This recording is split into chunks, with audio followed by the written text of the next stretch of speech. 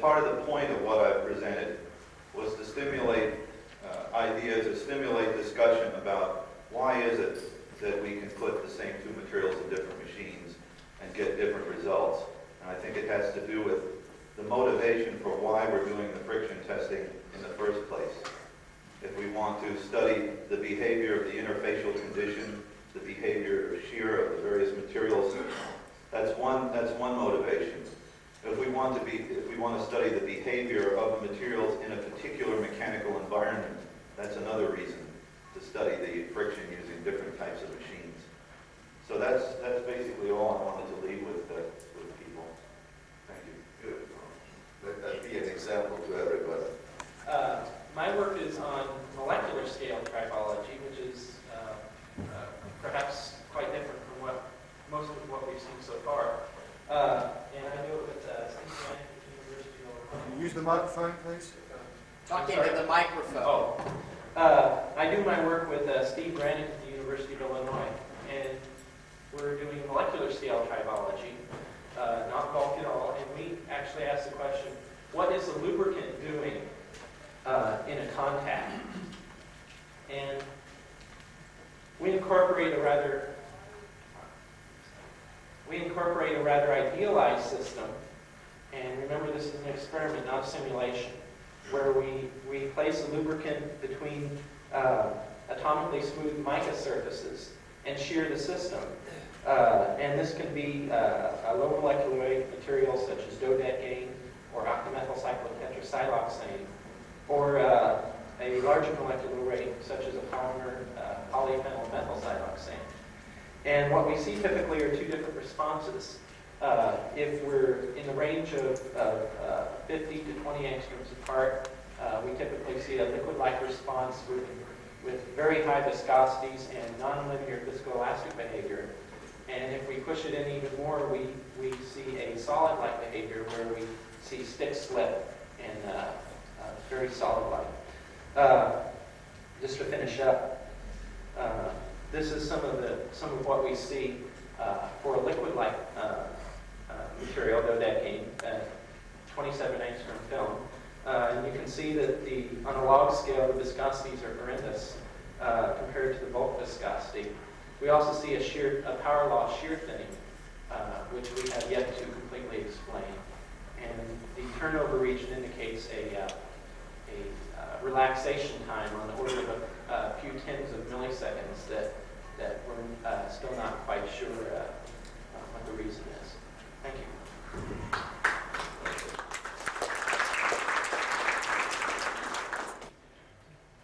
This is about a self-replenishing solid lubricant, which is boric acid. To start with, you apply a thin boron oxide film, and as soon as you expose that into open air, that sucks the moisture from the environment according to this reaction and forms a boric acid film.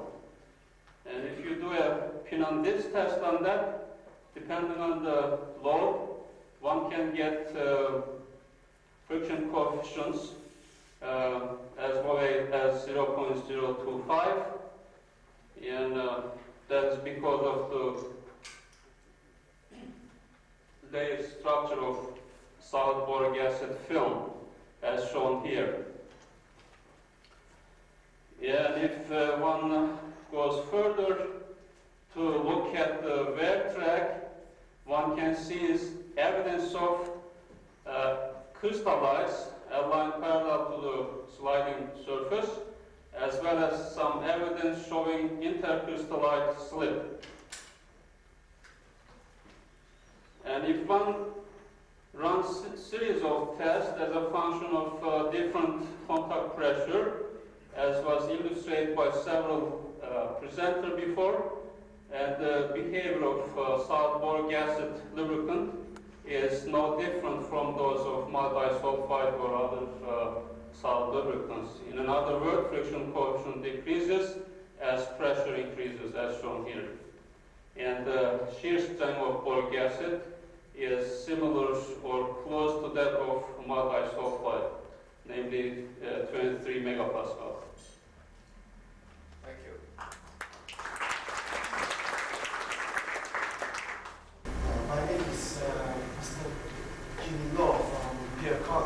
Microphone.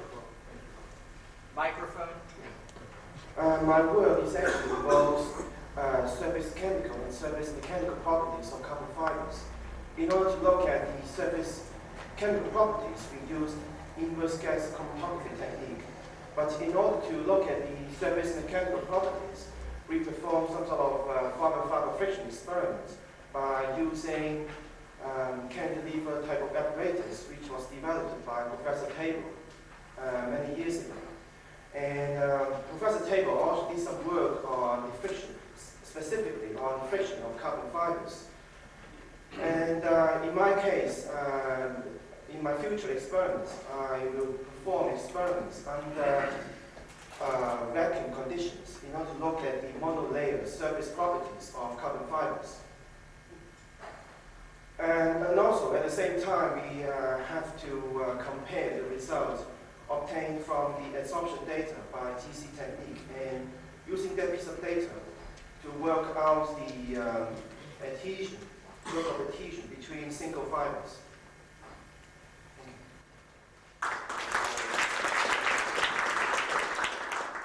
Yeah.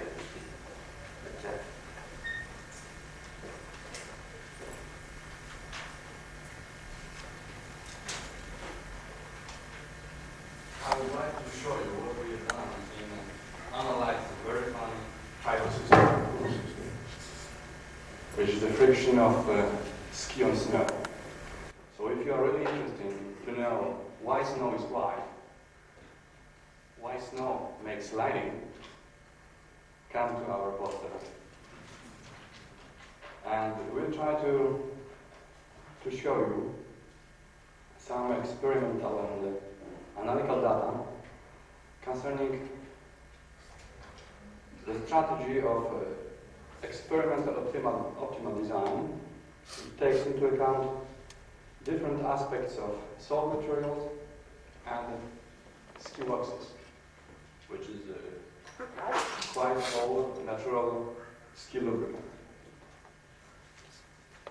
And through different types of modeling, we'll try to give you partial answers on very fundamental questions, like what is a suitable soil material and topography, what is suitable ski wax materials, if it's necessary, any chemical affinity of the ski wax with the soil, and if it's possible to include the ski wax concept in the soil composition. Don't believe I will give you every answer on these questions. And if some of you are really interested in modeling of your maximum speed you can reach,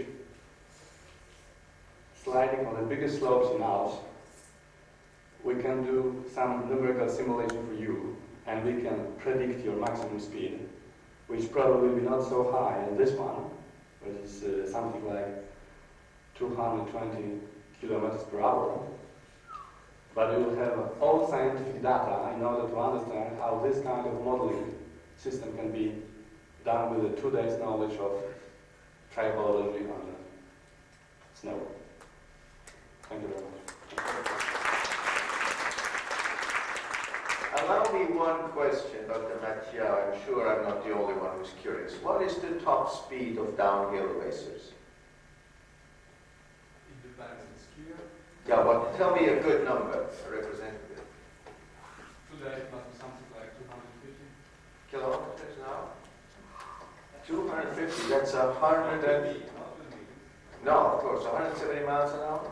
Something like that. Okay. Dr. Timsit. We look at the stability of LB films on aluminum, and we've done this work on citric acid and other type of LB films. I won't go into all the details of this. Our experiments are quite simple. Our experiments are quite simple. We put the LB layer on aluminum, which is on a glass slide, and we put it in the flash anneal furnace. The furnace has the ability of heating the surface up from for example, at 20 degrees C temperature to as high as you want, up to about 1200 degrees C in a second or two. And then we expose it. We expose the layer for about 5 seconds. And we look at the layer then with FTIR as well as get a measure of the shear strength. These are spectra for stearic acid. That's one area, one wavelength range, and that's another one. You'll notice that as the cold film has a spectrum in this range has a particular shape. At about 500 degrees C, here you'll start you note a change in the spectrum. That means that you're going from an organized layer where the acid is essentially staying like this on the surface to a disorganized layer where the molecules are random. And here's an example of the shear strength. You can see that the shear strength remains quite low, and is that of stearic acid essentially on glass. And you've got to go to the disorganized layer for the shear strength to go up, which means that the acid, although it's still there, has lost its protective function. So to sum things up, for all the lubricants that we looked at, all the other films are thermally stable. That's really amazing. Up to about 900 degrees C, they still are stable at 9 degrees C. They evaporate some, but they lose their protective function between 400 degrees C and 700 degrees C. Thank you. Thank you very much. Dr. Vancoille.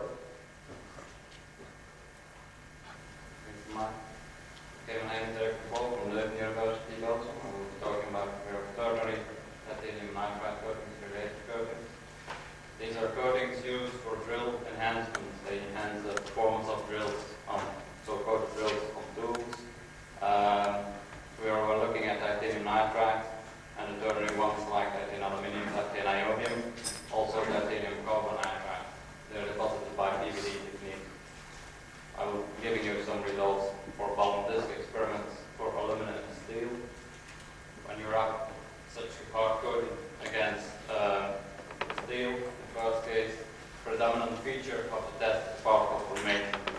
And we will be giving a paper about that at the next Leeds Lyon conference now in September. So maybe it's better to focus on the other system, titanium nitride coating versus aluminum oxide. And there, it's really surprising to see different behavior between titanium nitride coating rubbing on an aluminum oxide wall. This shows you the result of a ball and disc experiment, the coefficient of friction, this line, as the number of cycles increased. And really you start off with a low coefficient of friction, increasing to a very high value. The disc starts yelling at about 0.7 friction coefficient, and you've got an increased wear.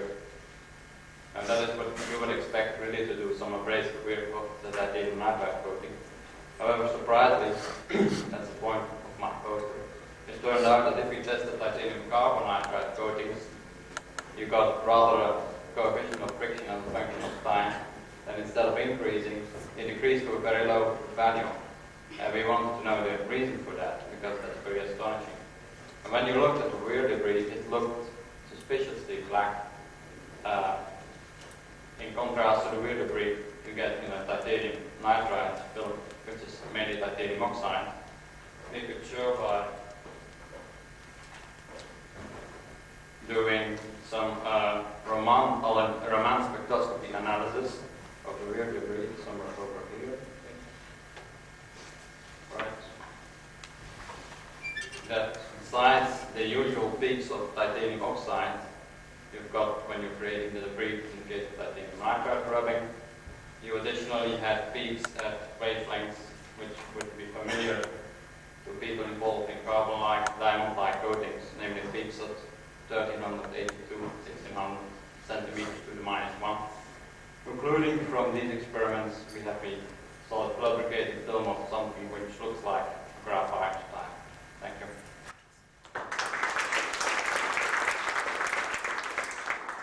Thank you very much.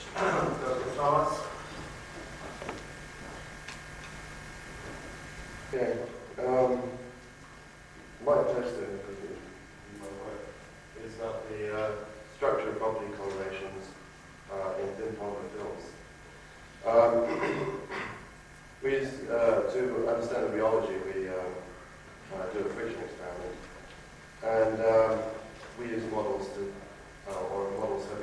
to try and understand why, or the processes that are occurring in flow. But all molecular information from a friction experiment is inferred molecular information. So we have decided to look at the friction process in another way, and that is by using vibration spectroscopy. The sort of results that we've got. This is some other work from Briscoe and Smith showing different rheology of films cast from different solvents. These films show two different types of flow processes. They have a temperature. This is the shear strength against the temperature. Two types of temperature dependence: independent or linear, slightly, and some sort of exponential decay. As it happens, the onset of exponential decay occurs around TG, and talk about things like if you're using an ironing model, maybe the stress activation volume is increasing, or the stress activation volume suddenly becomes temperature dependent, whereas below that transition, the stress activation volume is independent of temperature. However, some research found that if you can't, these three data lines with the phase transition in them are ATEX polystyrene comes from what we normally define as good and poor solvents. And the other one is isotechnic polystyrene comes from a good solvent. When you cast isotechnic polystyrene from a poor solvent, we found that, or it was found that, that you didn't see this phase transition, and you went straight into exponential decay through the whole region. And I mean, this is an interesting result. Why would this happen? So we looked at the temperature dependence of, unfortunately, the computer didn't print off all the data points, so it's only given two of them. But the red dots were all the same in character, with a decrease in intensity up to a temperature around, this is intensity of outer plane bending mode benzene ring at 700 wave numbers, 760 wave numbers. The intensity of the bands for the three polymers cast from some ATEX polystyrene cast good and bad, and isotech polystyrene cast from good, showed similar dependence to the, they showed a phase transition at around the above transition temperature. But isotech polystyrene cast from a water solvent just showed no phase transition. And we was, well, the reason that we try to explain that is through the molecular structure of the polymers. But that is explained in my poster, and it would take a while to talk about it. So that's expected.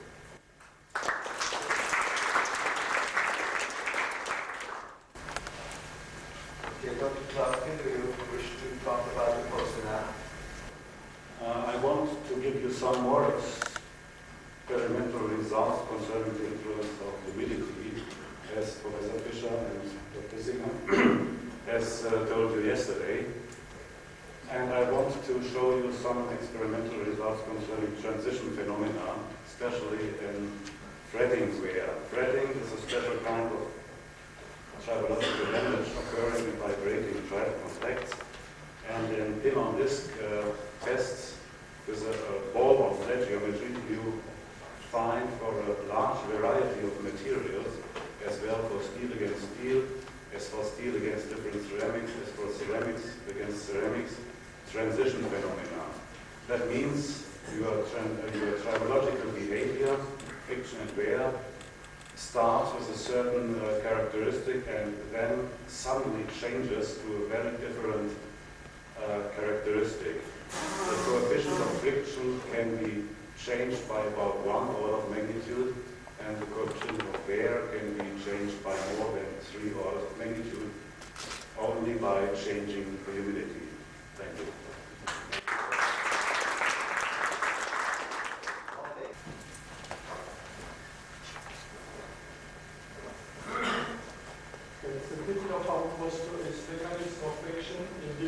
frictionless transfer field. In fact, it deals with the establishment of a relationship between friction and some patterns of transfer.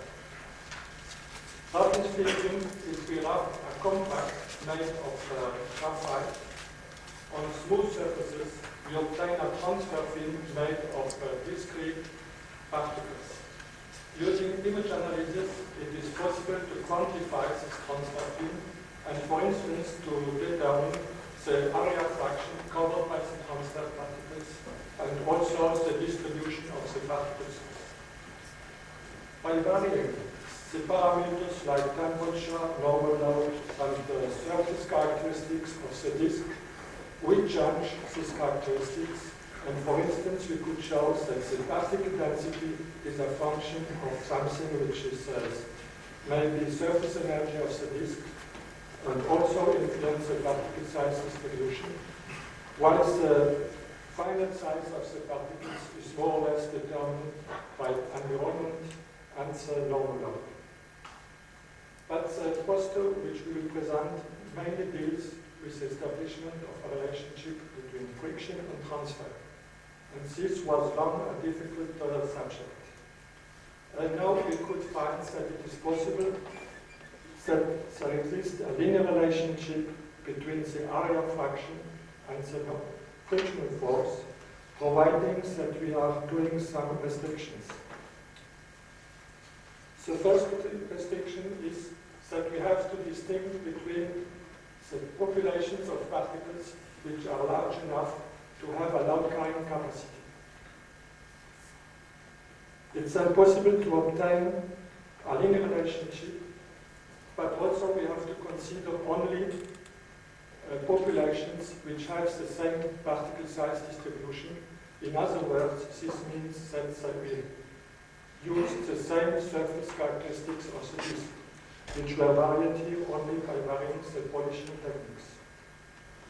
But it could also mean that the shear stress at the top of the asperities may be different owing to the presence of some contaminants. And this, for instance, is also suggested by the other linear relationships obtained with populations which have no load carrying capacity. And then the linear relationship is only obtained provided that we discard the lowest particles which do not contribute to the bluffing force of the particles. This will be shown, and also the experimental evidence to determine this critical particle size.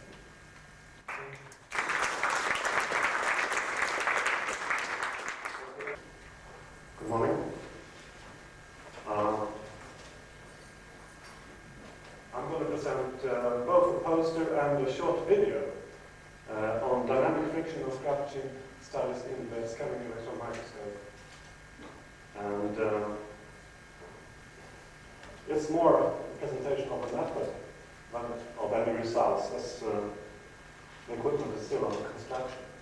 So the video we are going to show is the very first preliminary recordings.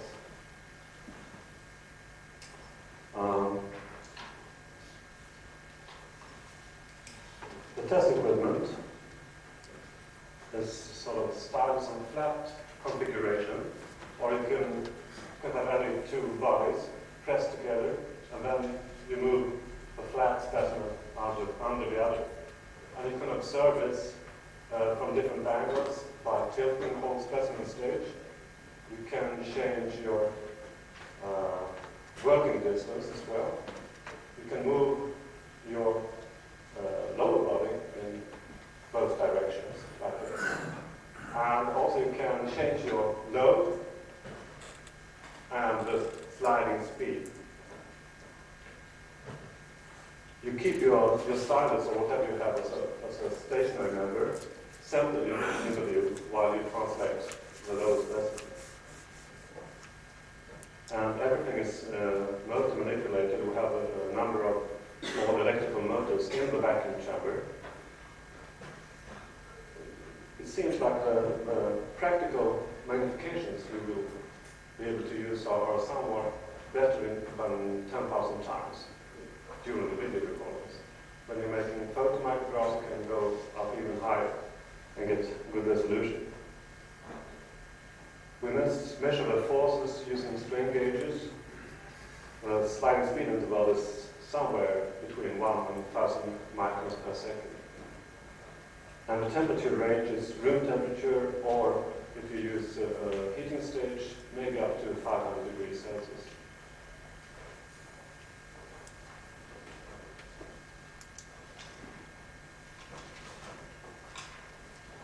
The source of applications we're planning to use it in is, of course, different source of friction measurements, specifically to correlate the instantaneous friction reading with what you can see in your picture. For instance, the passing of the grain boundary, passing on different phases of a metal, or passing surface irregularities, things like that. Also, you can of course correlate the changes in the mode deformation, specifically if you have a ploughing deformation, the different modes of forming ridges and forming chips, things like Dr. Charles spoke about just a few days ago. And this takes us down to scratch deformation studies.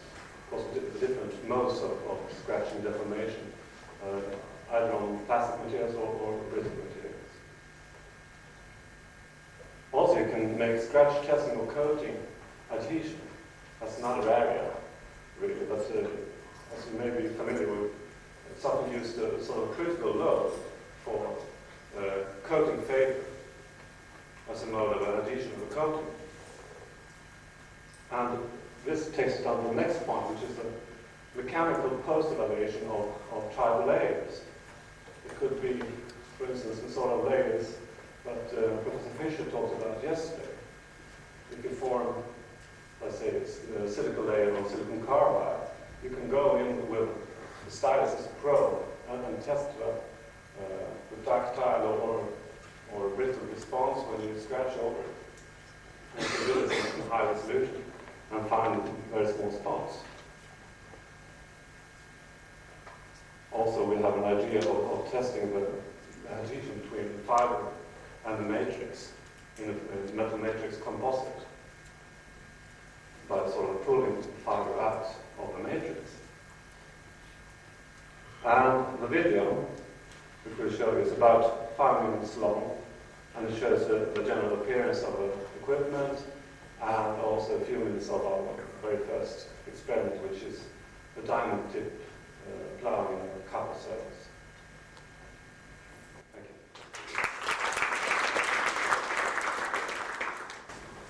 Well, I don't know about you. I was very impressed how the different authors allowed us to keep time. Let's thank all the authors and let's go to the posters. Thank you. Let me perhaps start with, since I was interested in tribal chemistry, I have seen at least 2 posters, or maybe more, that were involved with tribal chemistry. And I don't know whether it's a question or a remark, but what I have learned there is the situation is, of course, a bit more complicated than what I had time to talk to you about yesterday, and also that people have learned things in the meantime that I didn't know. And when you do this tribal chemistry, for instance, what I have presented to you is wear rates as a function of humidity. And as if these wear rates were constant. Namely, as if the volume worn away were perfectly linear with sliding distance over time. And what, for instance, Dr. Klaffke has shown is that this is not always the case. Actually, very often this is not the case, and this brings us back into another kind of concept which Dr. Godet would love to talk to you about at length if he were here, namely the so-called third body. What will happen is that either mechanically or chemically or both, you have a reaction product that is formed and which I had shown you lubricates in certain cases, but also which changes the wear rate. And so consequently, what you may have is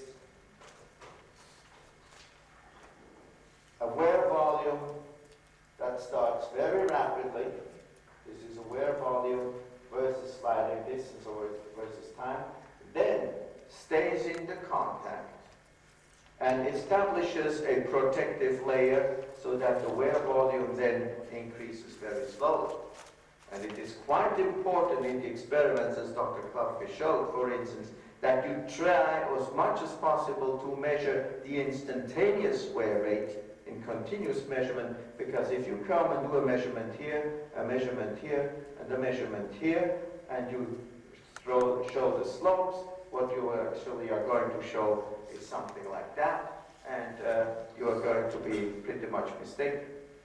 So these situations are, of course, much more complicated. We tend to talk about one body rubbing against the other, and very often what we do is we create a layer in between, and then we have a completely different situation. So that's one of the things that I have learned today. Now, anybody else would discuss anything? Yes, Irwin Singer.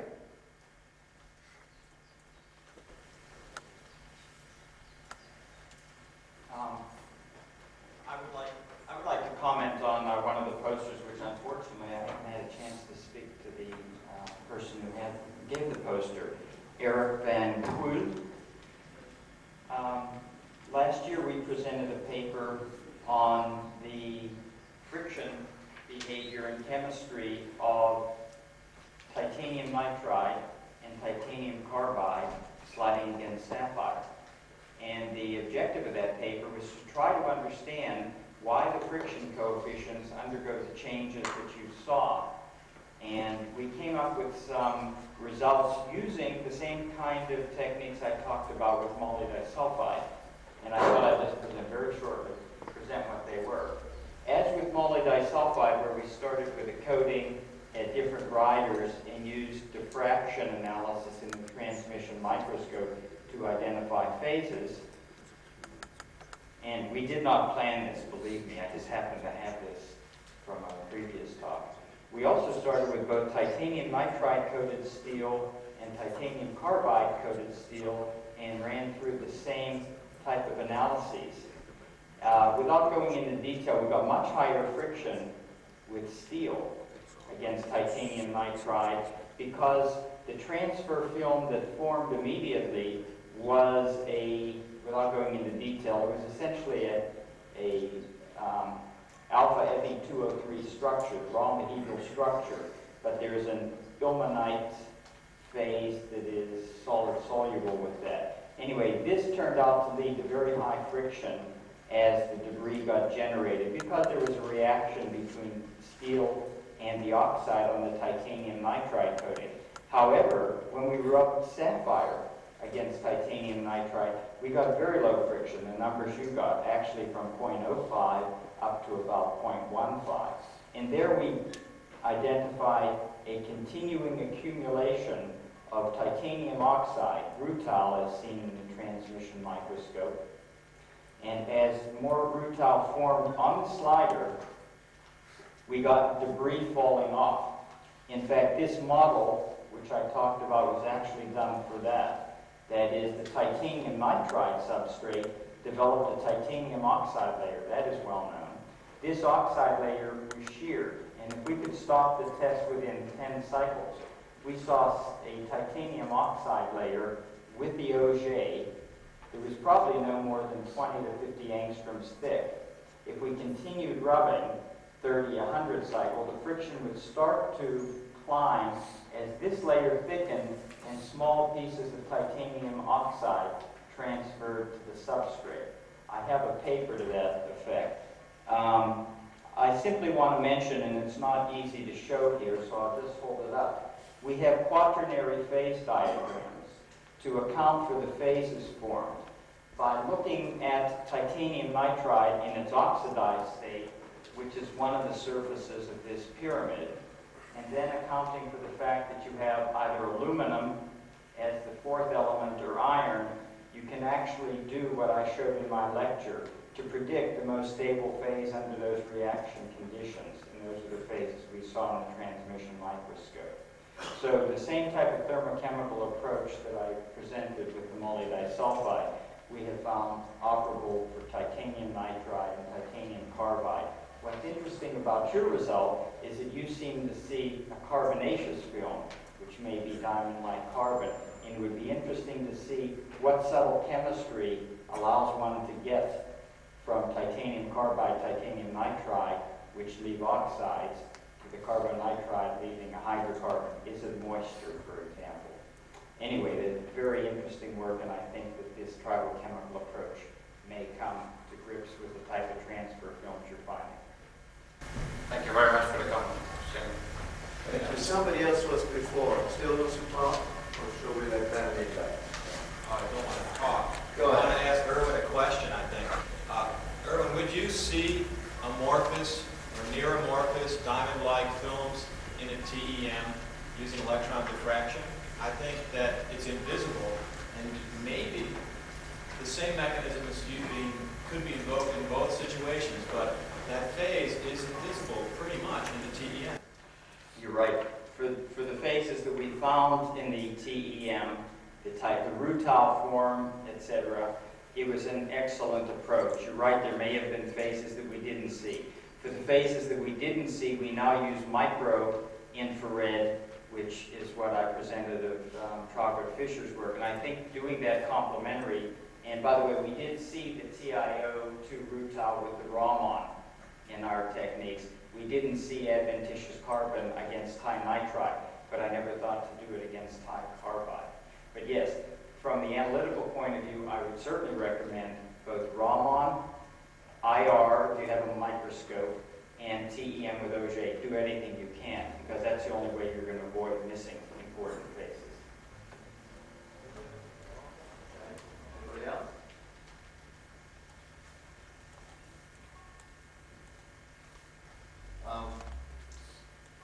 Okay, since nobody wants to talk about anything at this time, let's start going with Dr. Akkurt has announced that he has a short talk of 15 minutes that he would like to give, which is called Observations on Friction. It will be about 15 minutes, and maybe that will raise a few more questions in your minds. Dr. Akkurt, please. Ladies and gentlemen, let me tell you in a short time some observation about the friction. My talk is divided into two parts, one referring to the friction theories and another referring to the engineering typology. Let's go on the friction theory. If we want to make a rough classification of the friction theory, we can divide all the friction theory in two main groups. One is a Asperities base group, and another the adhesion base group. The Asperities base group may be divided also in undeformated groups and deformated groups. The undeformated group was founded by Coulomb, and it is accepted till the 1950, and also is accepted nowadays.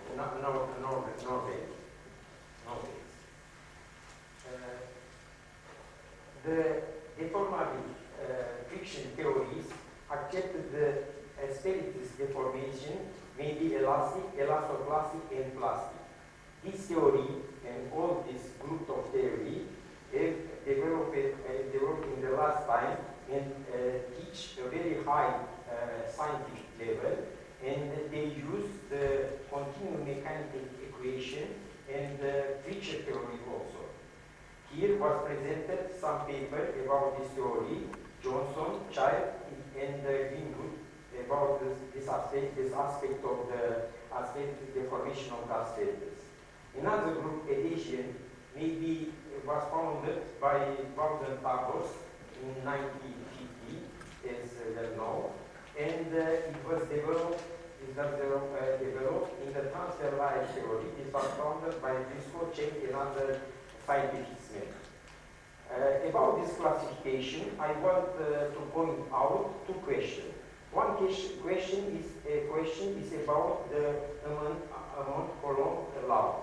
This law is not expression for calculate the coefficient of friction. It's only an expression of state. It states that the friction coefficient of friction is a ratio between friction force and normal force. Then the coefficient of friction must be given by experiment. The importance of the expression given by Burnham and Tabor is very important because for the first time it gives an expression for calculation of the coefficient of friction if we know the shear strength and pressure.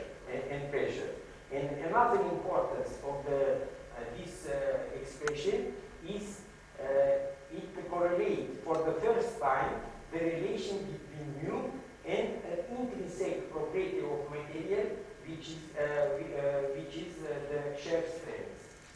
For calculate the coefficient of friction for this expression, we can calculate the pressure at the surface as a ratio of normal force and the real area. And this real area we can calculate is the expression furnished by the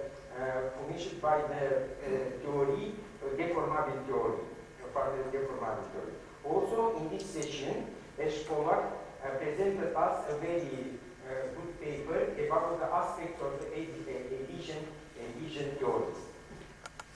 Some developed in the addition theories, last developed is the transfer layer theory, which is also very important note.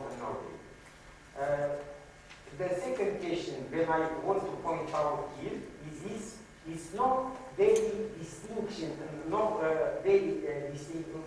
couldn't make a very sharp distinction between this theory and this theory. But we make roughly this distinction between this classification to show that in the area of the friction there are many theories. The practical problem about this theory is which of this theory is true for the practical problem. For the answer of this question depends on the results of the friction and the condition of the friction.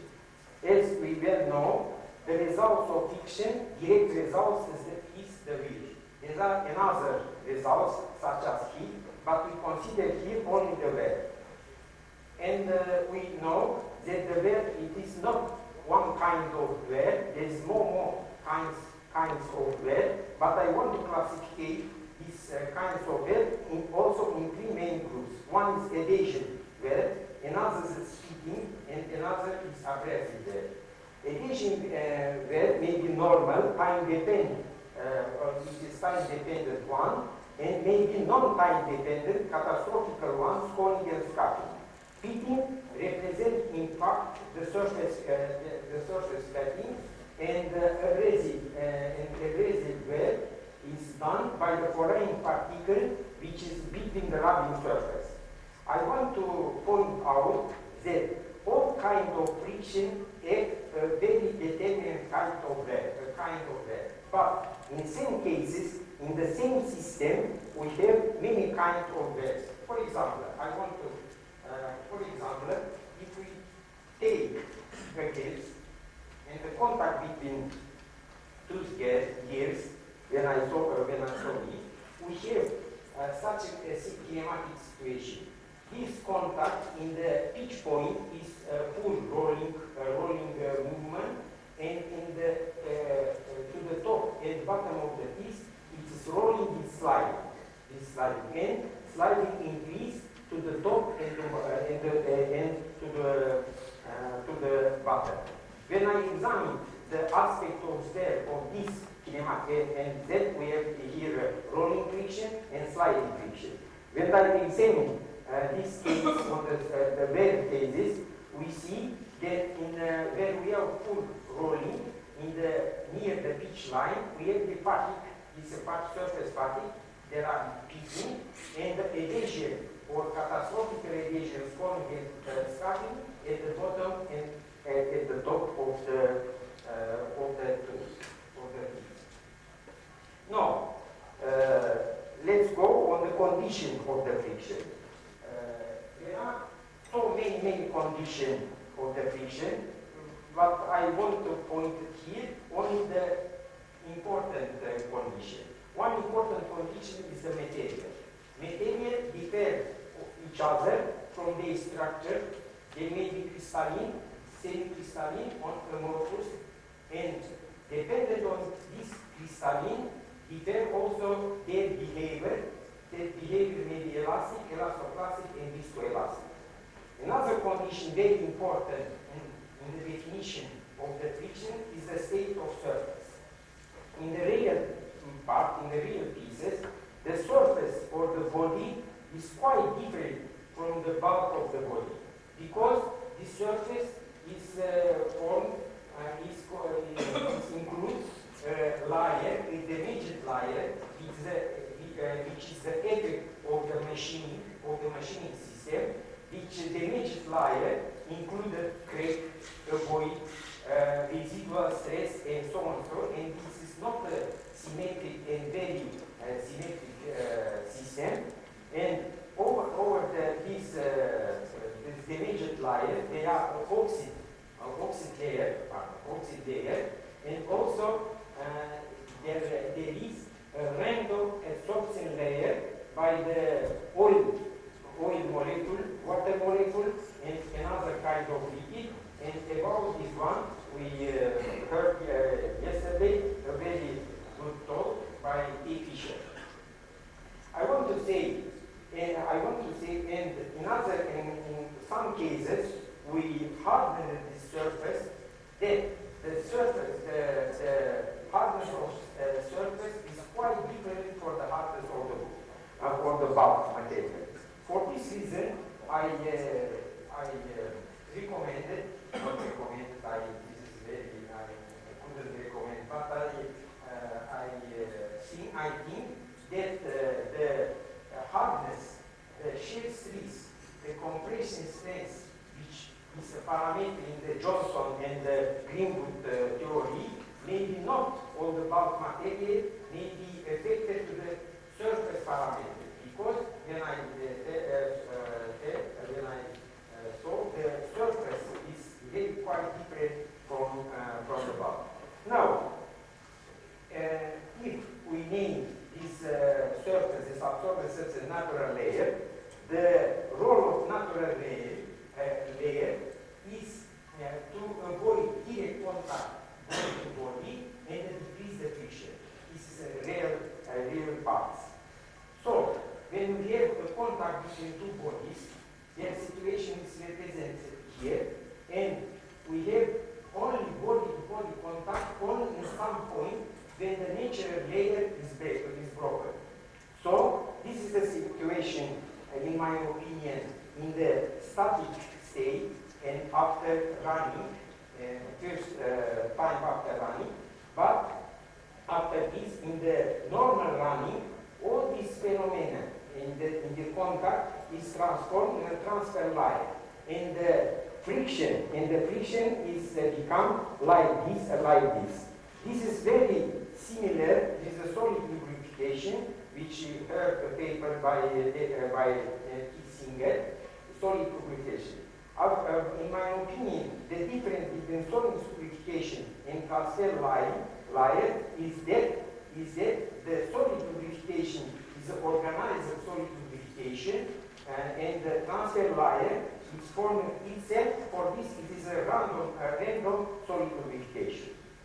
Some other condition, I don't insist about this, is a kind of movement, roller sliding, low speed, humidity, temperature, etc.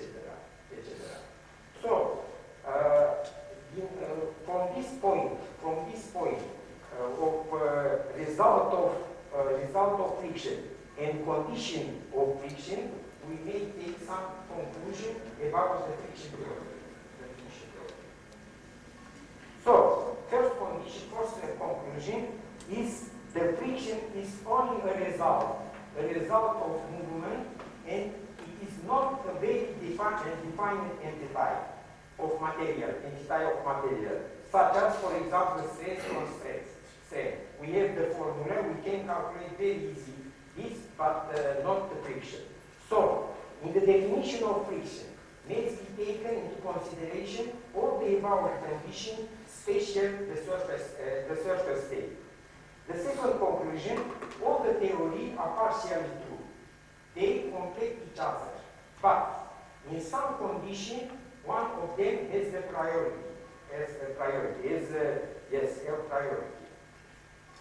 What is, I want to give some example. For example, a spiritus-based theory, a formula spiritus theory, is true when we have the abrasive wear, when we have the very hard metal friction between very hard metal, soft metal.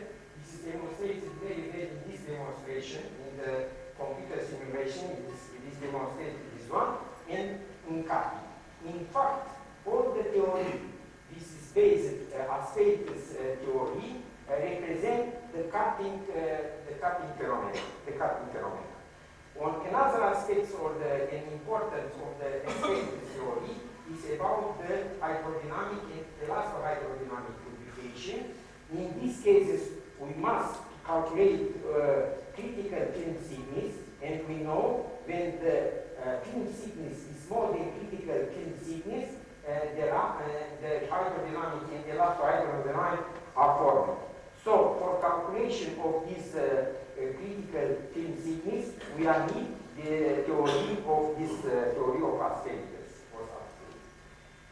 Yes, let's go on with the engineering tribology. I want to say the fact that I have worked many years as a consultant in a factory which produced machine tools. Model of one machine tools may be represented as follows. Here we have the sliding, we slip on the slide way, and here is the mechanism of this system. The mechanism consists by a screw nut mechanism, some gears and motors. We have here more friction, more tribological point. One is very important and between slide and slide way. Another is between screw and nut. Another is between in the bearings, and another in the gear. But we deal here only with the sliding between slide and slide way. What is interesting for the design engineering when we want to design a tribological system? There is interesting here two factors. One is coefficient of friction and another is life. What can we determine the life? Life is determined from where? The design engineer want to prevent the catastrophic wear, and the second, based on the time-dependent wear system, to determine the life of the system. We know for all the system, friction system, we have a characteristic of wear referring to time. May be very different, but one very common is this one. So, the designer determine or appreciate the critical value of wear when the machine maintains its initial properties, and with aid of this critical value, he determines the life of the system. So, we return to our question. The design is interested in coefficient of friction and the life. The problem is for his, which is the material which can assure a low friction and a desired length. For answer to the question, I made some experiment and I want to transmit this experience. For answer better this question, we have some improvement, some development. This is made not only for us, this is developing all the work, but I also try to make this development. When I produced our first machine, we only machined the slide, the waist slide. After we machined and grinded, we buy a grinding machine and grinding the slide. After we machined, hardened and grind the weight. After we quartered this one, for a very short time this year, we are going to obtain very good result. And after this, the polymer. Now, I am not included in this work, but now they try to make slide weight from cement polymer composite material. Then, in all this development, we are made some experience about the typology, the engineering tribology, and I want to transmit these experiences to you. This experiment is about light and mu, but I will give here only the coefficient of friction. I want some observation here about the coefficient of friction. The value of coefficient of friction, which we use in the actual design, is more low than the value which is presented here. I want to say, for example, when I have a steel copper coupler, we utilize this value, and this value give a very good result. What can I say? He done a very good result. I measured here the power, consumed power of the motor, and I give this result is very good. So the result is here for dry lubrication 0.12 to 0.50, for regular lubricated 0.08 to 0.05, and regular lubrication, all this is boundary lubrication, 0.03 to 0.05. And we have another one. I want to say this value is more low than the value represented here. For what? Because the value which is done here is the laboratory value, and here is the real value and the real work of friction. Another problem when I point out is the relation between coefficient of friction and roughness. Some people, yes, maybe they have right, say the roughness have any influence about the value of the coefficient of friction. But when I change our machining system, I utilize, for example, only for machining one motor with a power of 10 kilowatt. When I utilize machining grinding system, this is obtain a very small surfaces, and I measure the power consumption, I constate there's a decreasing in the consumed power. And when I utilize the machining hardening and grinding system, the power decreases such a way, then I change the motor. Instead of motor of 10 kilowatt, I put a motor 7.5 kilowatts. So it gives me idea for make some experience about dust varieties. We make the experience in the condition of the workshop. We put my machine in the corner of workshop, and I constated that the coefficient of friction decreases of hardness, and after some value of the roughness, it increases. I want also determine the minimum point of coefficient of friction. This is between mean arithmetic roughness 0.8 to 0. This value gives a very good result.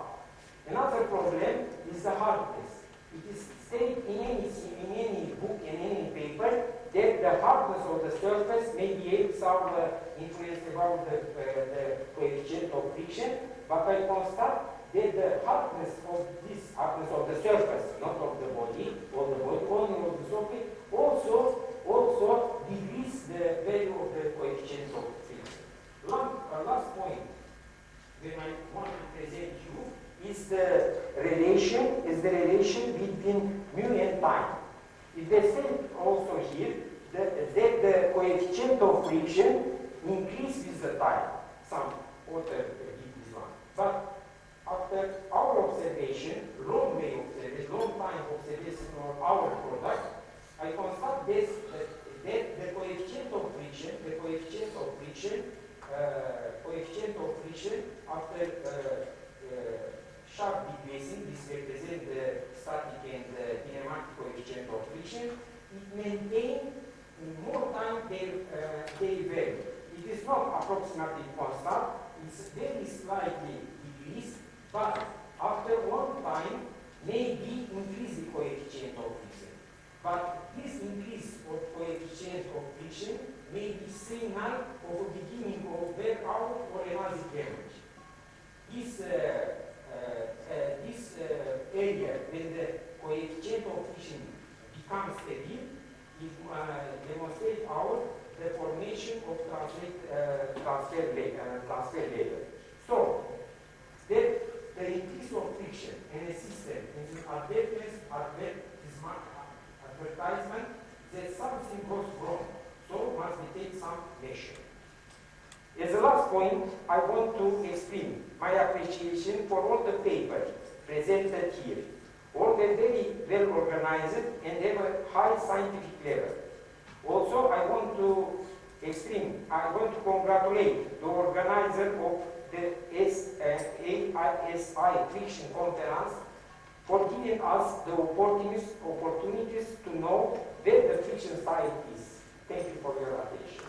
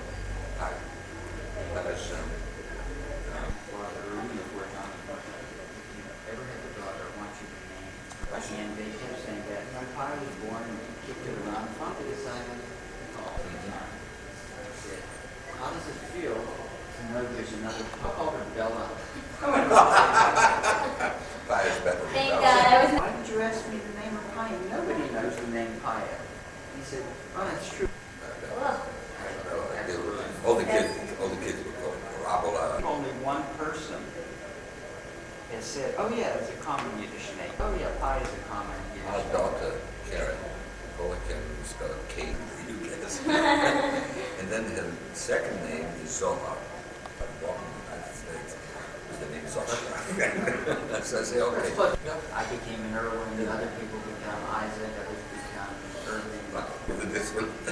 Tell me again, Uzi is the name. My father was his boss in the Israeli military. So I knew he developed the Uzi. The Uzi. So the famous My parents died from sins.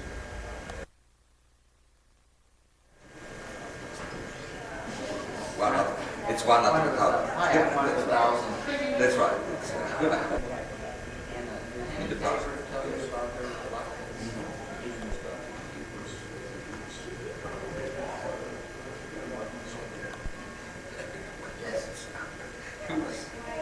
I heard, but there are people that wear the ones. It's interesting to find out. You know, Steve, this is a drawing point. Yeah.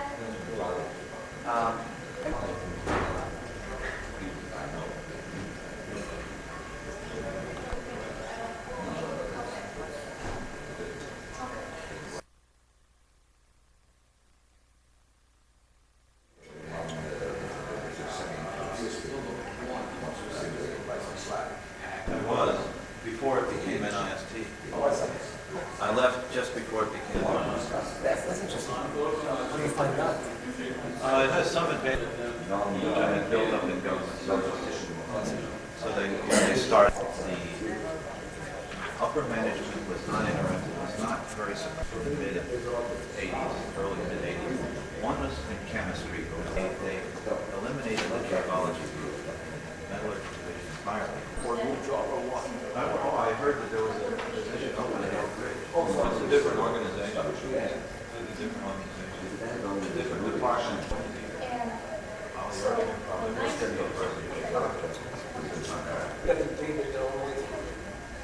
Well, what happened is the transferred from the laboratory to industry gives them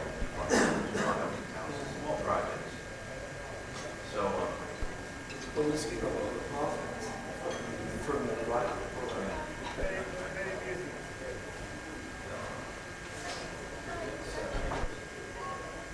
that's part of doing business.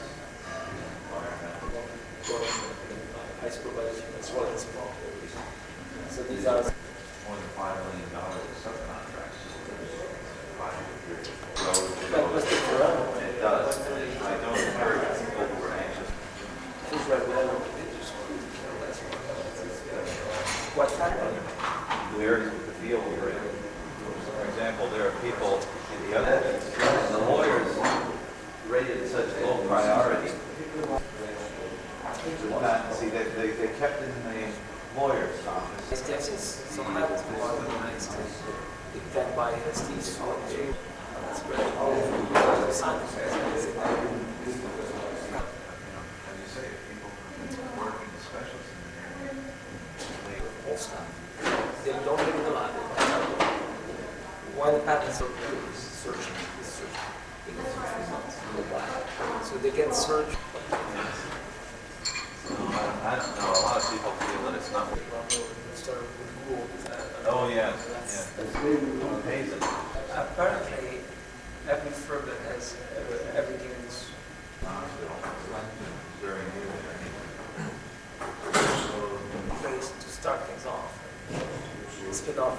Some of the second businesses have to prove themselves or something, and they don't want to be entire. Maybe their wife would run a store or a shop, and he would help out part of the store with his wife.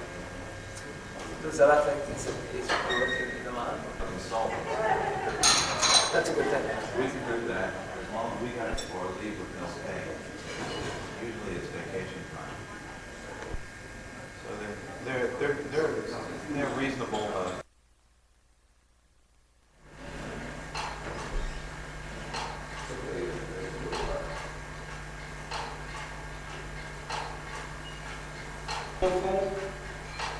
No, it's not on the threshold.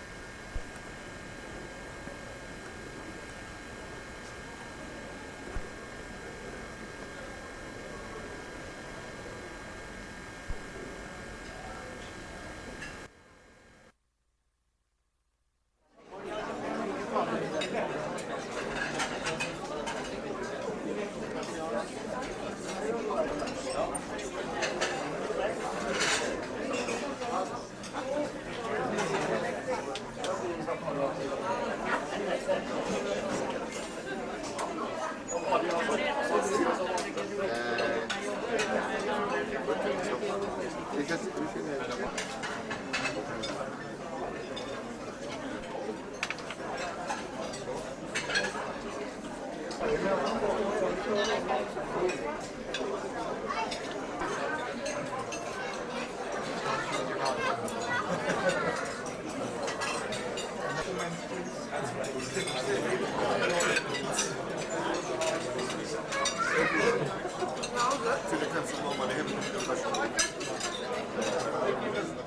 characters who, when sort of a bell goes, will be asked to come up and sort of gag the speaker and carry them off to the kind of dungeon over there on the right.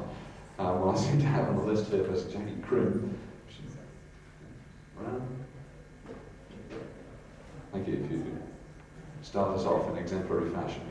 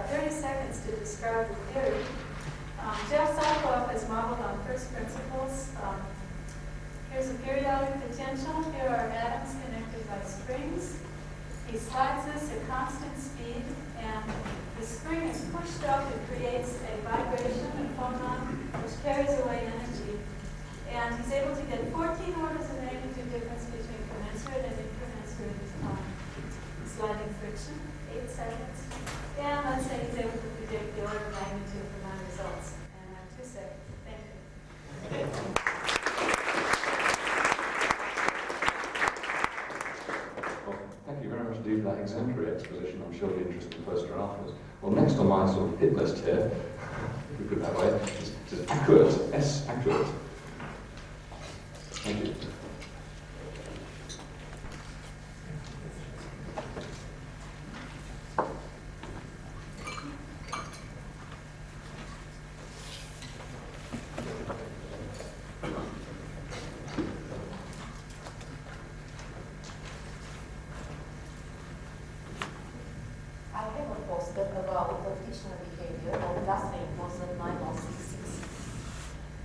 In the present world, the influence of glass fiber and molecular tissue fiber frictional and wear properties of nylon 6/6 was studied.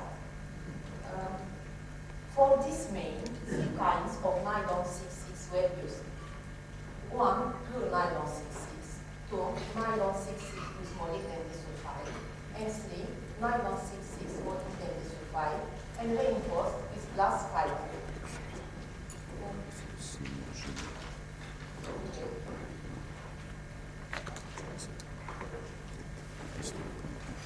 As is shown in the first figure, it was found that the coefficient of friction of nylon 6/6 molybdenum disulfide and glass fiber was lower than the pure nylon 6/6, but higher than nylon 6/6 with molybdenum disulfide. The coefficient of friction of nylon 6/6 increases with increasing the mean surface pressure, while the coefficient of friction of nylon molybdenum disulfide and glass fiber and the coefficient of friction of nylon 6/6 molybdenum disulfide initially decreases and then remains stable with increasing of mean pressure and mean surface pressure. In the normal running temperature range, the sliding velocity affects very slightly the variation of coefficient of friction. On the other hand, as is shown in the last figure, the wear rate of the nylon 6/6 filled with molybdenum disulfide is approximately 1.86 times lower than that of pure nylon 6/6, but the wear rate of the nylon molybdenum disulfide and glass fiber is nearly 23 times lower than that of pure nylon 6/6. In this work, it was also shown that frictional properties of composites are dominated by the performance of fillers and their capacity to form a stable transfer film, while wear is controlled by fiber reinforcements. Thank you.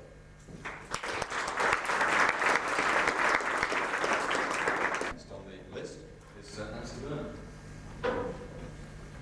Start. My collaborators on this poster who are here are Hubert Pollack and Rich Colton. Poster consists of 3 different parts. One is the interpretation of force curves. This might be a typical force curve for the situation of samples and tips prepared in air and analyzed in dry nitrogen with a stiff cantilever. The green line here represents what might happen if you want to model the attractive part of the curve with the van der Waals interaction, and you can see that the fit is very poor. The attractive part of the curve is very long range, and I have some ideas about why that is so. If we quick take a look at the area of the curve between -10 and 0, that looks like is this. Van der Waals looks like the green there. And one of my ideas for the model is here in squares. It's not a good fit, but it is long range. I can tell you more about that if you stop by. So, the second part concerns the design of a UHV force microscope so that we can control surfaces much more beautifully. It's unique in 2 different aspects. One is that there's going to be a confocal high-resolution scanning electron microscope, which will see the tip-surface interface. And the other is that both the cantilever and detection system will scan over the surface together, i.e. the sample is fixed. This came about because of a sort of dinosaur-ish sample transfer system. Okay, the third part concerns my feeling that quote-unquote atomic resolution force microscope images are due to some other process rather than single atom contact. Okay, and I think this because if I postulate the existence of a 1 angstrom radius diamond tip coming down on a diamond surface and calculate at what load does yield begin, I get 0.3 nanometers. Okay, that's below the noise level of most, if not all, force microscopes. So rather than making a list like John did this morning, I thought I'd turn it around and say, okay,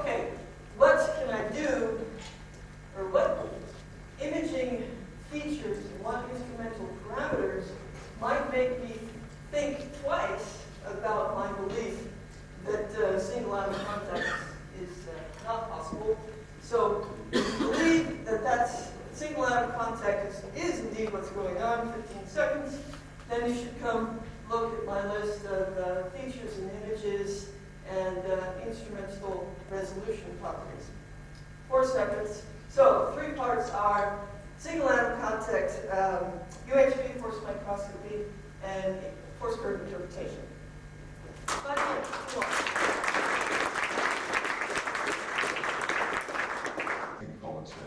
Can you keep this one up? And after this will be Lepage.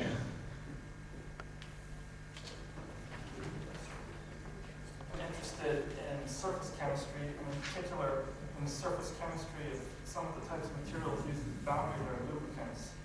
And of these, we've chosen to work with fluorinated materials such as alcohols and acids, which are candidates for use as additives with fluoroether lubricant fluids. And just to give you an example of what we can do, or how to do, this gives you one illustration of surface chemistry that we've been able to study in ultra-high vacuum on copper with these fluorinated alcohols. And one of the things that you see here is that, for instance, on the copper 100 crystal surface, the vibrational spectrum at the bottom for trifluoroethanol, and you can see an OH group in here, an OH WAG in here. Classically, basically, you've absorbed the molecule as a molecule on the surface. If you adsorb on an oxidized copper 100 surface, it turns out that what happens is these alcohols deprotonate, and the species on the surface is the alkoxide. So these, in fact, look like this. And it turns out, in fact, that we can determine various features of the orientations of these molecules on the surface. This is pretty well in line with what's known about hydrocarbon alcohol chemistry on these surfaces. The thing that's really interesting is that the fluorine has a drastic effect on various reaction kinetics. Now, the way these things decompose is this. You have the surface, oxygen, CHH, and CF3 up here. And these decompose by breaking a CH bond right here, and you end up with trifluoroacidaldehyde. And these spectra show, for instance, the decomposition kinetics as you heat up the surface for ethanol, which decomposes at about 360, 370 Kelvin, monofluoroethoxide on the surface, which is more stable, and trifluoroethoxide, which is more stable still. And if you care to come by, I can tell you exactly why that's the case, exactly why fluorine in these types of molecules would change the reaction kinetics of this reaction and various other decomposition reactions that one might observe for these types of species. We also make friction measurements between single crystal surfaces in vacuum that we bring into contact and can demonstrate that you can actually lubricate these metal surfaces with one single monomolecular layer thick film of these molecules. Thank you.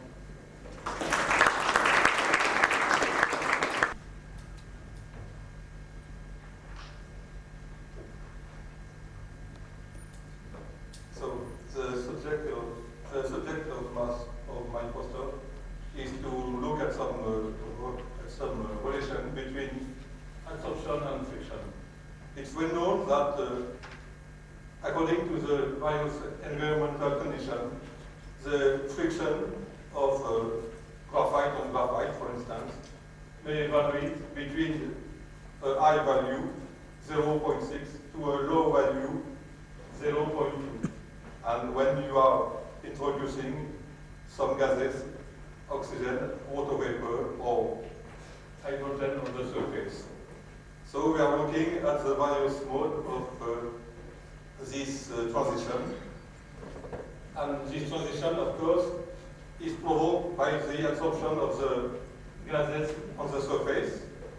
In the first time, we are looking at the relation between friction and absorption, and we are looking at the variation of the absorption rate measured in molecule per second, according with the product of the normal load and the speed of rotation of the Pinondish fluidometer.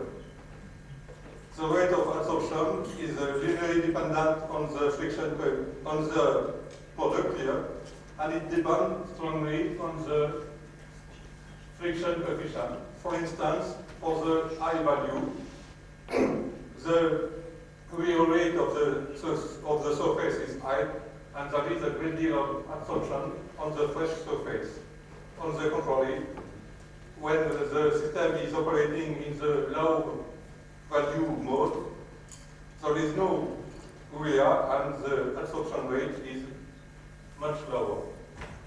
So look now at the variation of friction of the variation of friction caused by absorption. This is the previously shown position is obtained at a fixed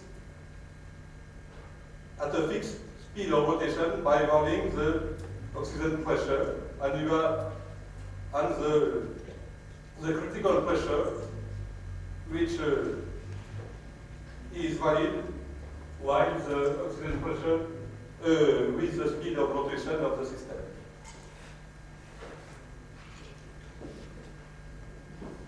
So we can draw a line which divide the plane where the two quantity oxygen pressure and the product of normal load by the frequency of rotation. Yeah. So if you divide you can divide the plane between two regions, low region value here at high oxygen pressure and a high friction value at high F nu value. The conclusion of this is that you can measure by this experiment something related to the shear stress of the interface with according to the coverage, to the degree of coverage of the surface, and the result we obtain is very different. It's very different from the generally accepted value, which is the result are discussed on the bottom.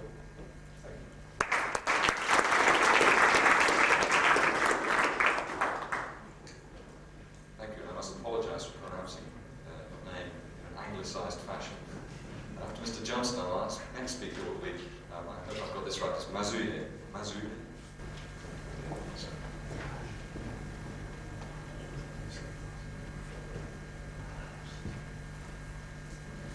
Right, thanks very much. What I'd like to talk about briefly from the tribology section of Imperial College is the measurement of, it says here, thin films in concentrated contact.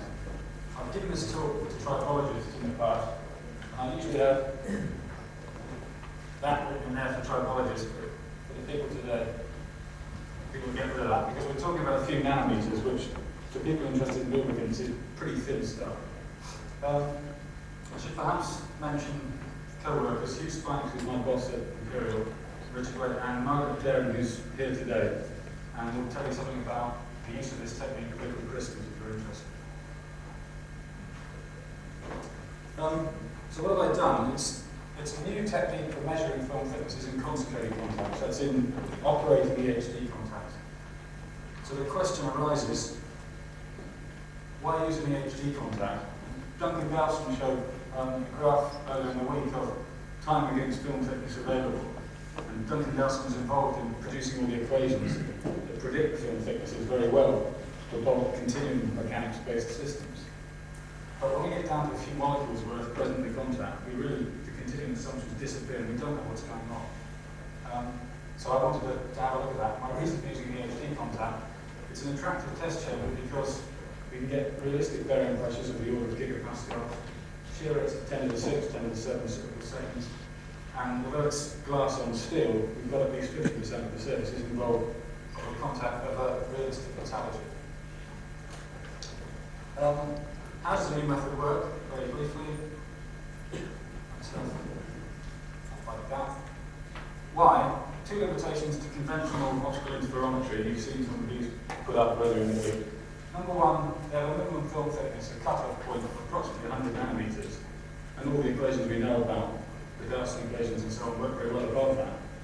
And the other problem with Ogletree, the separations above that cut-off are quantized at approximately 50 nanometer intervals. So our new system puts those two problems right. Firstly, by sputtering down a thin layer of silica, which represents the first part of the order film that must be produced. And secondly, by using spectral analysis for the fringes we produce, rather than the eye, which is obviously more sensitive. So how good was this new developed method? Well, we managed to measure in operating HD contacts film thicknesses down to 1 plus or minus 1 nanometer. And that's 2 orders of magnitude improvement on the conventional method. It's allowed us to look at the speed separation characteristics of very low viscosity fluids, measuring pressure viscosity coefficients for hexadeciane and similar fluids.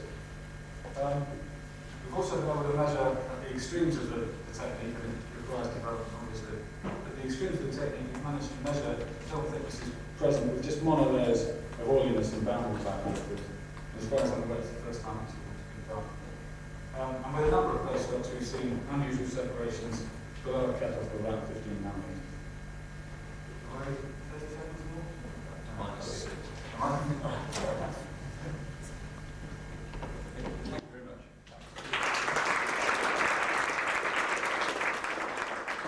So remember, there is an opportunity to actually look at the work immediately after this. And if we have our next speaker, Mazuyer. M-A-Z-U-Y-E-R. Okay, sorry, my pronunciation is also dreadful. And after this, it will be Nieminen. I think I've got that right.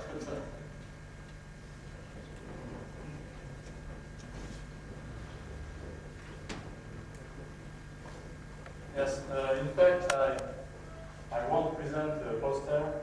I will show you a video film on the use of bubble soap for modeling the mechanical behavior of crystalline or amorphous materials. The idea of using bubble soap for material is not new, because Bragg uses Raft bubble made of uniform size of bubble to see the defect dislocation in a crystalline structure. And in the 80s, Argon from the MIT you extend the model, and with the 2-diameter bubbles, with Raft containing 2 diameters of bubble, he simulate the disordered structure. And we use these bubbles in our laboratory to simulate mechanical experiment like indentation or shearing experiment. And our aim in these studies, in these experiments, is to relate the microscopic deformation to the microscopic motion of bubbles. And that's why the method of bubbles is very visual, and we can see the displacement field and relate that to the force we measure, novel force in an experimental indentation, or shearing force in a shearing experiment. And we choose to make a film, a small film, that this film is very simple and has been conceived in an educational way in order to be understood by a large audience, including non-scientists. This film is made of 3 parts. The first part in which we explain how we made the bubbles, how the structures, the internal structure of bubbles, the interaction that exists between 2 bubbles, and we illustrate this interaction by an experiment of adhesion. A second part in which we show that the rigidity of a material, a composite material, and a crystalline material is related to the internal structure of the material. And we illustrate this by a small experiment of indentation. And the third part, we simulate a shearing experiment to show scale effects and to show how the microscopic motion of bubbles can induce the microscopic deformation of a larger layer. Thank you. Has something to tell us. Thank you.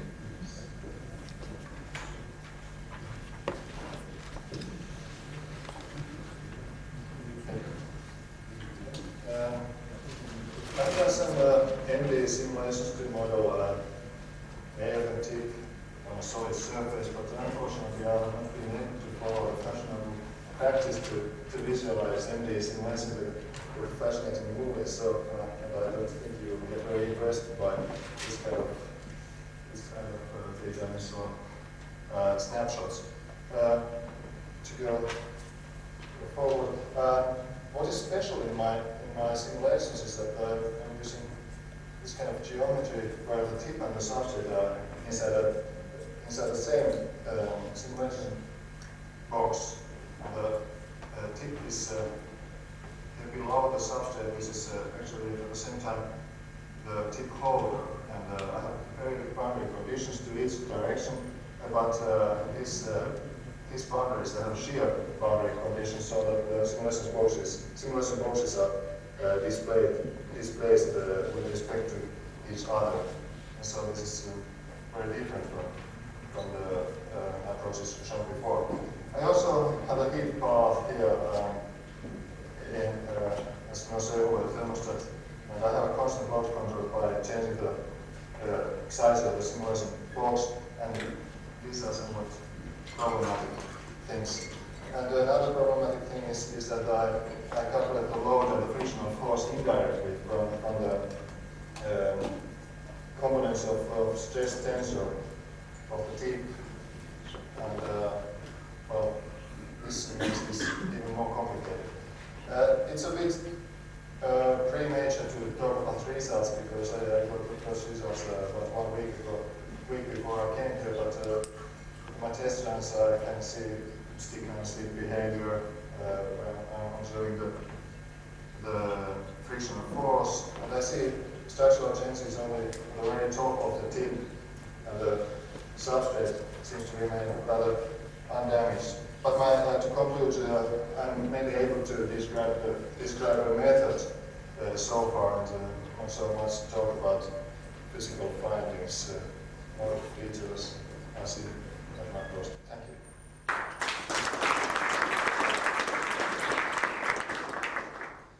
No, that's understating what you've actually done a little bit. Okay, next speaker is down Ogletree, I think. Is that right?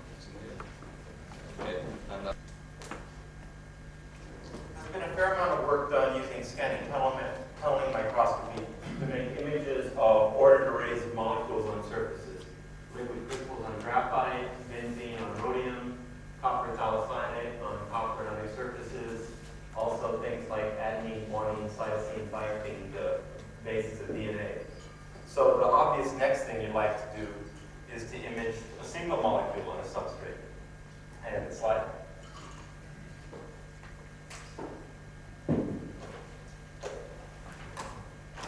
What you get is, whoops. Anyway, this is an STM picture, not force microscopy as you saw earlier. And what you're seeing is an image of graphite where the tip is basically getting stuck as you scan it from right to left, left to right in this frame. You have to go about half the image before you've loaded the tip enough to start dragging it across the surface. Here we have the opposite scan lines going from this side to that, and again you see loading in the reverse direction.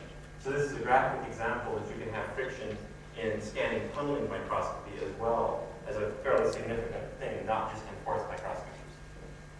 Okay, so then when you make the image of your isolated molecule, you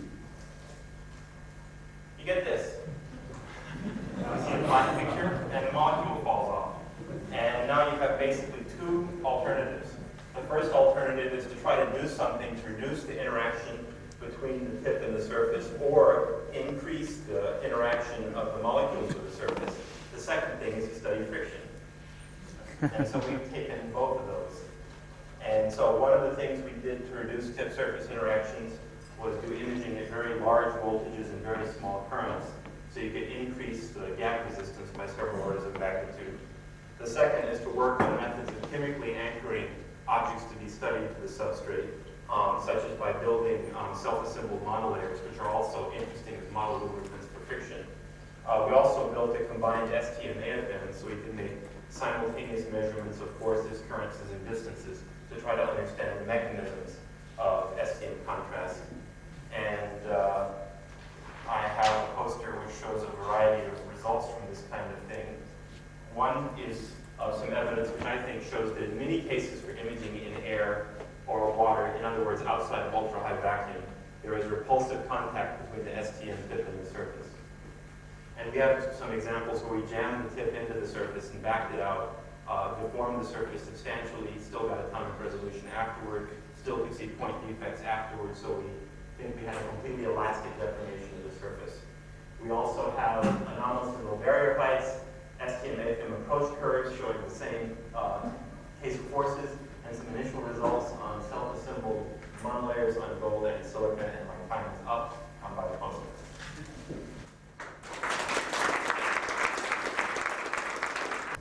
Sort of language. Condolences to those who attended the surface science seminar today. There is another technique.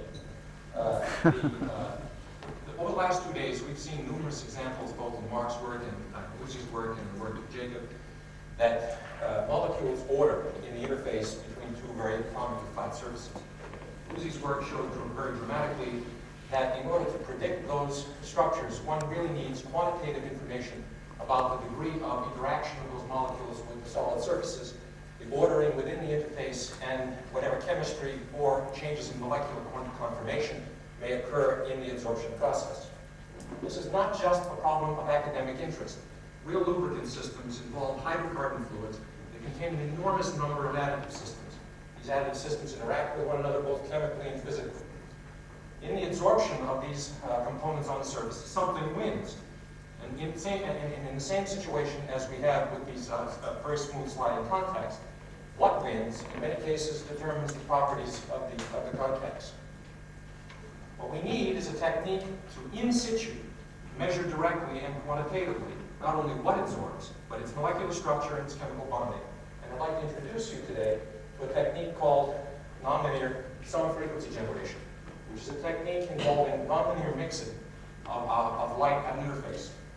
This technique is in situ new spectroscopy based on the pioneering work of von Bertz during the early 1950s, for which he won the Nobel Prize. It is an interface-specific spectroscopy. That is, it sees only the molecules absorbed at the interface, the second layer or third layer, provided that they are ordered. It does not see the liquid. It does not see the solid. It is molecularly specific in that it provides a vibrational spectrum, both the Raman and infrared vibrational spectrums of the molecules absorbed on the surface, which give both chemical information and molecular identification. It is monolayer sensitive, submonolayer sensitive, typically 100th monolayer and above is easily detectable. It is applicable to solid, liquid, or gas interfaces, and it is equally applicable to metals or dielectrics. And you have the bonus of being able to get orientation information in a very straightforward way. The technique, in principle, is very simple to understand. Two beams of light, a tunable infrared laser, and a single frequency visible laser are simultaneously tuned, are focused onto the surface, coincident in time and space. The infrared beam is frequency tuned. As the frequency is tuned through vibrational resonances at the interface, the sum frequency light, which is generated, which comes off coherently from the surface, is also resonantly enhanced. So what you get out of this technique is essentially the resonantly enhanced vibrational spectrum of the surface molecules shifted into visible, so that you're able to use essentially visible detection systems in order to do that. If you're interested in this technique, come and see us.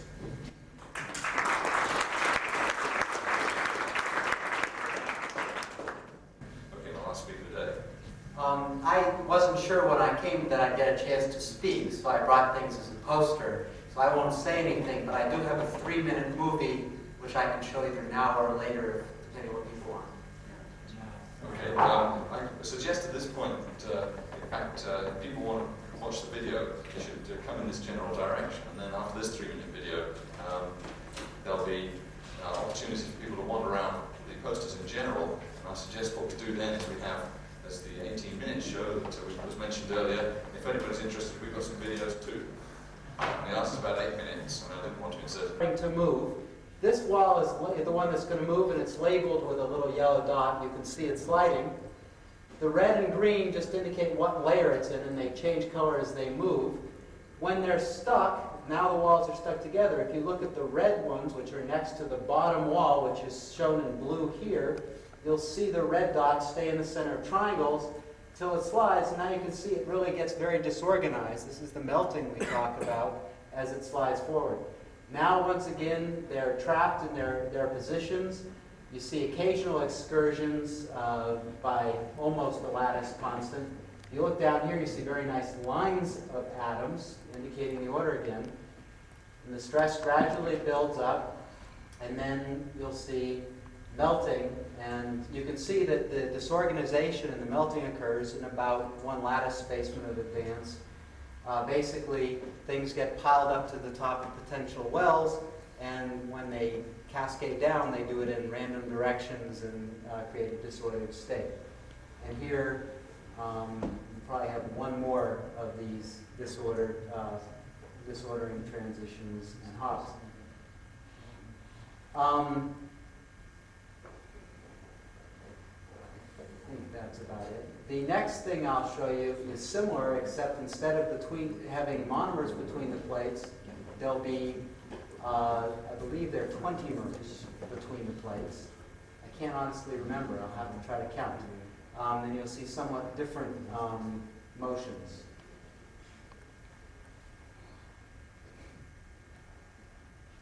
You'll see these polymers or short chain molecules, and they're started out perfectly aligned because we thought they might want to align. In fact, what we find is after sliding, they end up becoming random. And here, the colors, each particular chain has its own color, so you can tell them apart. So they start out aligned, and you'll see they gradually lose this orientational order. There they are, sort of crawling along, worming their way along. Now they're stuck again. You'll see them pop from side to side like that one just did. That's just because we have periodic boundary conditions. That one's really there all the time as well. We have to do a better job of polishing up the videotape as soon as my student comes back from Slovenia, where he's been trapped for the summer. There we are, them worming along again. If you look while they're stopped, you'll see that the individual monomers tend to be stuck again in the centers of the triangles of the underlying plane. So they are somewhat ordered, locked in place. You can see them coming up and down, crossing between the plates, so bridging between, and that helps them increase the actual yield stress for starting the film slide. And I don't know if you can tell, again, the organization or the orientational order was decreasing as we went along. Eventually, after a very long time, we see complete loss of orientation.